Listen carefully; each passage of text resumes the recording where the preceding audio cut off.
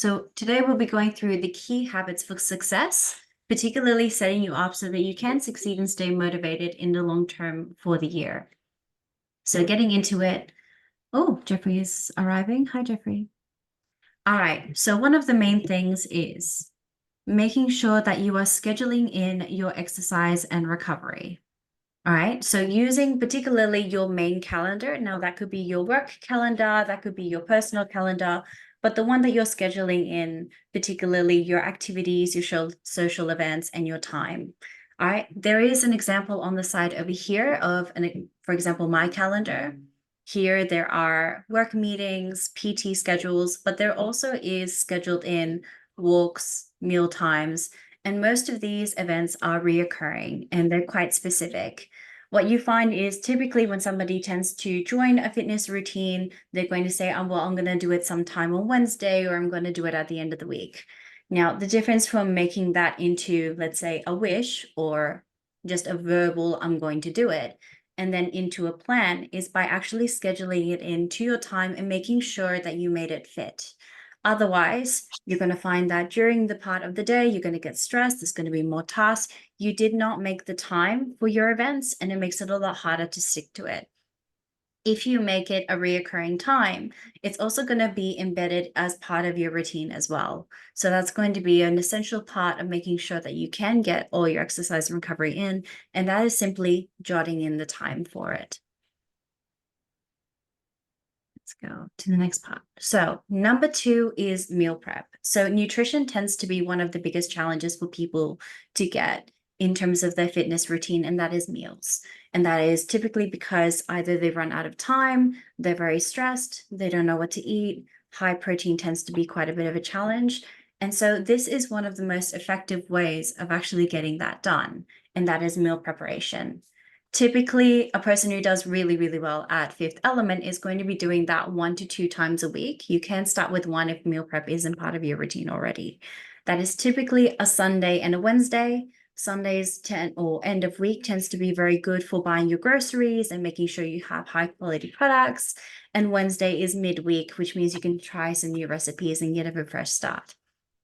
If you want some inspiration, simple recipes could include grilled chicken, vegetables, some stir fries, burrito bowls, curries, soups, and salads. All of these are very popular option. They can be very high in protein, and they can be very effective if you want to go for either building or you want to go in a deficit. You can portion these recipes according to your coach's recommendations and your needs into containers. Lots of people like to do a bit of like a set and forget. If you get the portions right in your meal prep, the portions will be right for the majority of your week already without you having to catch up regularly throughout the week. You can store them in the freezer or the fridge for easy access, and you can help them last longer as well. So it reduces the mental load of nutrition. Now, at Fifth Element, we also have these portions. You'll often see those maybe with your coach. Now, this is a very easy and effective way of portioning your meals for meal prep, and that is palms. So your palm is proportional to your body, and this is a system of going about it. So a palm size could be a protein, vegetables could be a fist, carbs are a handful, and fats, because they're more dense in energy, can be a thumb. Each of these macronutrients are essential for success and making sure that you have enough nutrients in your body, as well as energy to focus and go throughout your day and manage stresses.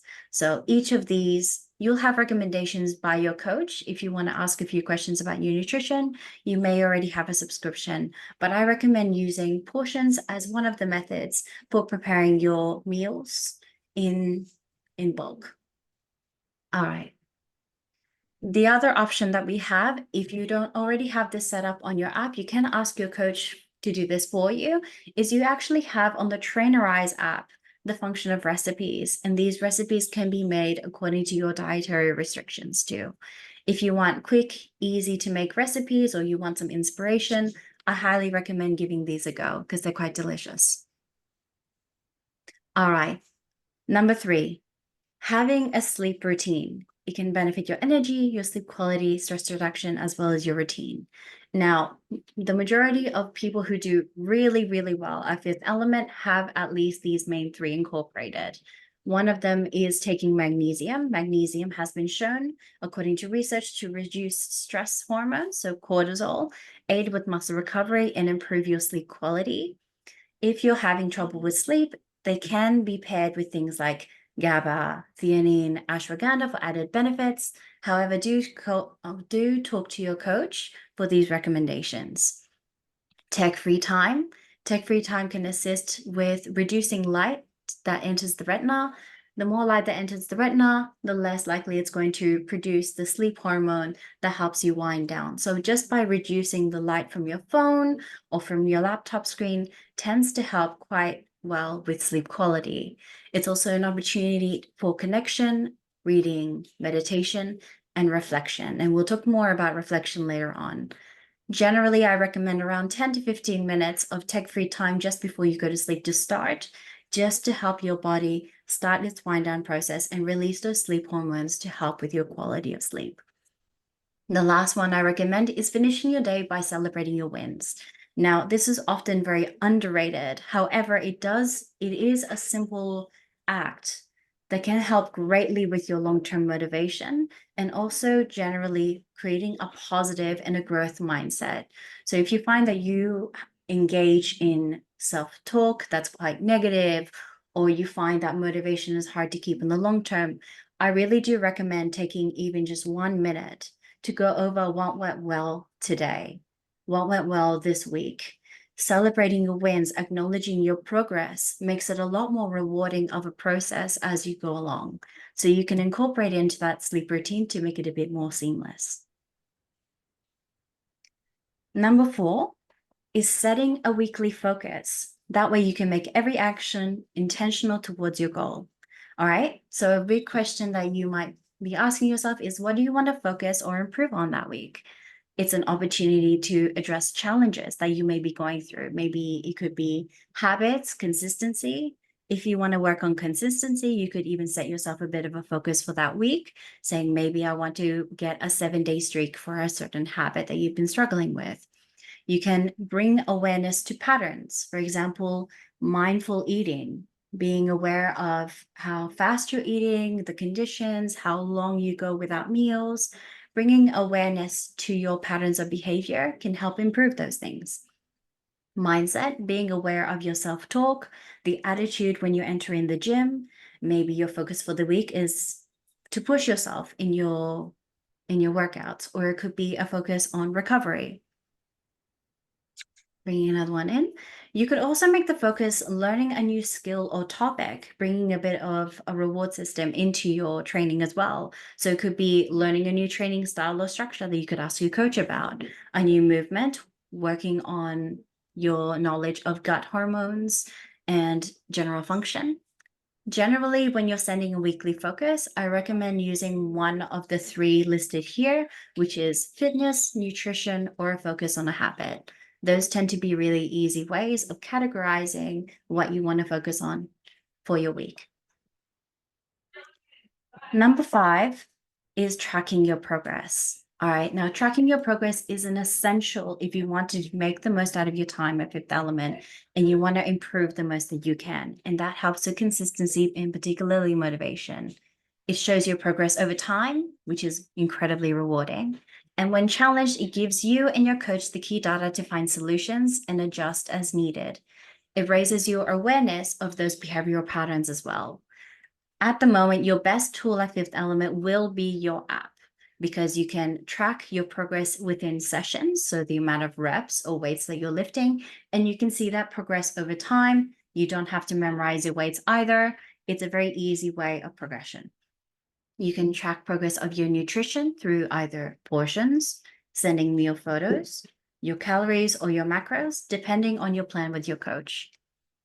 You can also track your habits, which could be things like daily walks, your night routine, supplements, all of those things over there. You can track your progress and see how you're going.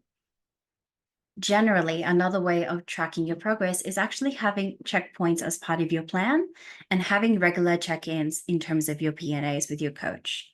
So for an example here, I have a yearly outlook all the way from January to December. Now, if you want to create your goal in January where you want to learn how to do your first body weight push-up, and let's say reduce 10 kilograms of your weight or body fat, then this would be a general way that you can set it out. So you have regular check-ins and checkpoints. Your checkpoints would be, for example, in March, you would want to have lost around 2 kilograms and work on assisted chin-ups. In June, you would then progress to banded chin-ups. Around here, you would get around 4 kilograms lost. By July, now incorporating some negative chin-ups. Around July to August, you would lose around 6 kilos in total.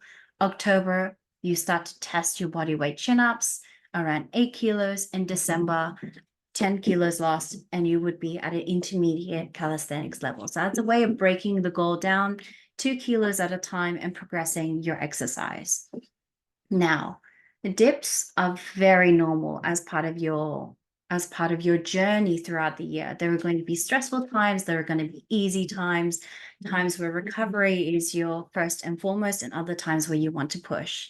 Now, P&As are a monthly check-in that you do, and the people that do best at Fifth Element go to these monthly check-ins to see what's working, what's not, progressions in either your program, your habits, adjustments as needed to make sure that throughout the entire way, you're not only meeting your checkpoints, but you're adjusting according to how your life and priorities are going as well.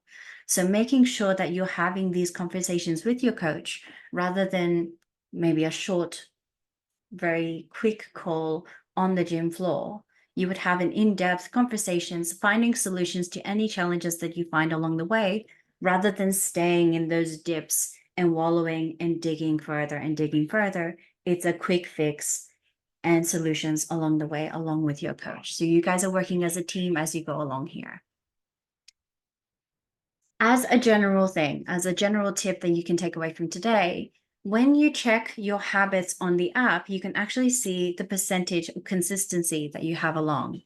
So if you click on any of your habits, you'll see 4 dots in the top corner in the app. Here, you'll see a calendar, and it looks very similar to this. To be 80% consistent in a month, you have 6 days of leeway. So here you have 1, 2, 3, 4, 5, 6, with the rest of them being quite consistent.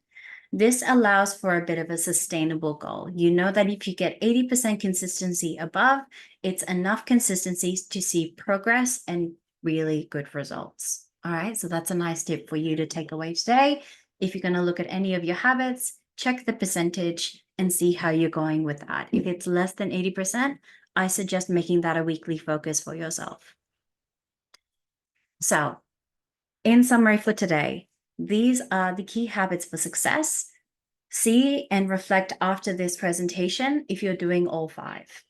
You have schedule your exercise and recovery into your calendar so that you can create your ideal lifestyle and fit it into your times. You have meal prep so that you can make nutrition easy, quick, and effective. It's a set and forget as you go along, and you know it's portioned. You have number 3, which is have a sleep routine so that you can improve your sleep quality, reduce stress, and improve your energy. Weekly focus is to maximize your results and takeaways. You're reflecting on how you went, and you're improving your habits as you go along. And the last one, but not least, is track your progress. You can only improve what you measure. So make sure that you're hitting that consistency target for your habits, and you're making sure that you are checking things off daily so that you're held accountable and your coach can support you if ever you need. Okay,